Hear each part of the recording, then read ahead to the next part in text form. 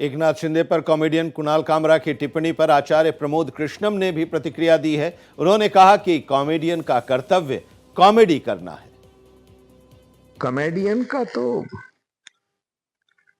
धर्म बनता है कॉमेडी करना, और जो एकनाथ शिंदे जी के कार्यकर्ताओं ने किया है वो शिवसेना का दायित्व बनता है। शिवसेना तो जानी इसलिए जाती थी कि जो उनके खिलाफ लिखेगा उसका इलाज कर दिया जाएगा।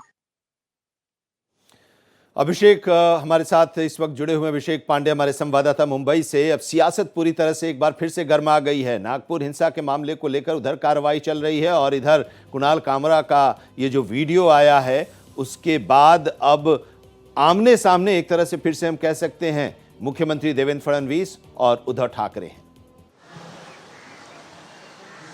देखिए, बिल्कुल मुख्यमंत्री देवेंद्र फडणवीस ने विधानसभा के भीतर और बाहर दोनों तरफ ये ऐलान किया कि स्वतंत्रता तक तो ठीक है, लेकिन ऐसी स्वतंत्रता जो किसी दूसरे को आपत्ति पैदा करे वो स्वतंत्रता नहीं हो सकती और उसके खिलाफ कार्रवाई की जाएगी। ये अर्बन नक्सल टाइप का ये पूरा मामला है। जब आप जानबूझ के दंगा भड़काने के लिए, जानबूझकर अशांत करने के लिए किसी व्यक्ति पर इसकी टिप्पणी करते हैं।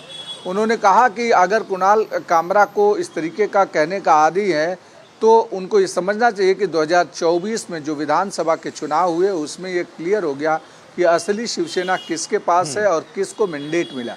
ऐसे में इस तरीके की चीज़ें करना जानबूझकर कानून व्यवस्था को चुनौती देने जैसा है और उनके खिलाफ कार्रवाई की जाएगी।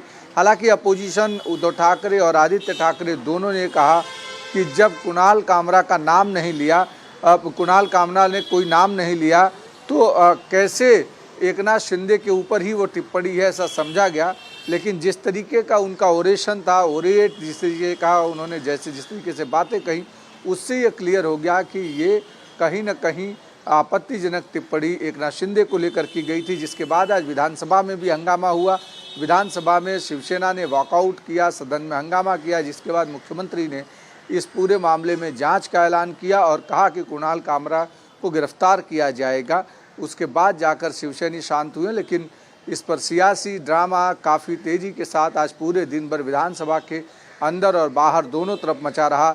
वहीं दूसरी तरफ शिवसैनिकों ने देर रात कुणाल कामरा का स्टूडियो जिस तरीके से तोड़ा और उसके बाद उनके खिलाफ जाकर अलग अलग जगहों पर FIR और एजेंसी दी गई, इससे ये लग रहा है कि कुणाल कामरा की मुश्किलें अब बढ़ने वाली हैं, क्योंकि मुंबई पुलिस अब कुणाल कामरा को ढूंढ करके उनके खिलाफ कई सारी धाराओं में FIR रजिस्टर करके उन्हें गिरफ्तार करने वाली है। नजर बनाए रखिए, आगे भी अपडेट लेते रहेंगे। फिलहाल शुक्रिया अभिषेक इस पूरी जानकारी के लिए।